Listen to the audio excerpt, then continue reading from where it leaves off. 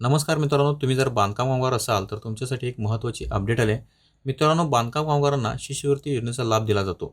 पण आता इथून पुढे ज्या बांधकाम कामगारांना राज्य शासनाकडून इतर स्कॉलरशिप दिली जाते, जसे की महा-डी-बी-टी असेल किंवा कॉलेजकडून मिळणारे इतर कोणतेही स्कॉलरशिप असेल, अशा बांधकाम कामगारांना इथून पुढे कल्याणकारी मंडळाकडून शिष्यवृत्ती दिली जाणार नाही.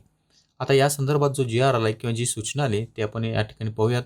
तर या ठिकाणी तुम्ही पाहू शकता 1 जानेवारी 2026ला हा जी-आर आलेला आहे. या ठिकाणी महत्त्वाचा विषय आहे, महाराष्ट्र इमारत व इतर बांधकाम कल्याणकारी मंडळाकडील शैक्षणिक अर्थसहाय्याच्या लाभाबाबत. तर या ठिकाणी महत्त्वाची माहिती काय ते पहा.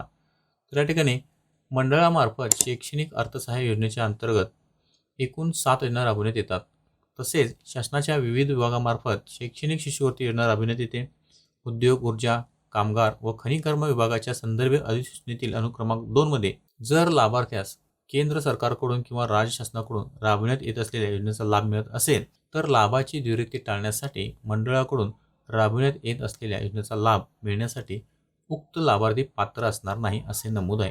तर थोडक्यात काय मित्रांनो, तुम्हाला केंद्र सरकार किंवा राज्य सरकारकडून इतर कोणत्याही प्रकारची लाभ मिळत असेल, तर तुम्हाला बांधकाम कामगार कल्याणकारी मंडळाकडून जी स्कॉलरशिप दिली जाते, ती स्कॉलरशिप मिळणार नाही.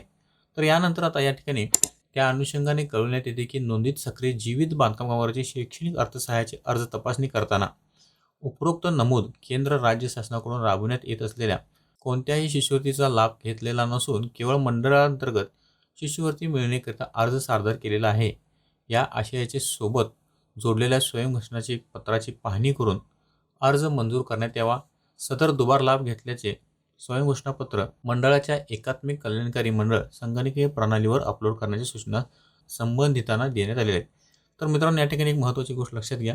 ज्या वेळेला तुम्ही स्कॉलरशिप योजनेसाठी अर्ज करत असताना तुम्ही कोणत्याही इतर योजनेचा लाभ घेत नाही, अशा आशयाचे स्वयंघोषणापत्र तुम्हाला या ठिकाणी जोडायचं आहे. ते पत्र जोडले तरच तुमचा अर्ज मंजूर करण्यात येणार असेल, तर तुमचा अर्ज हा नामंजूर होऊ शकतो.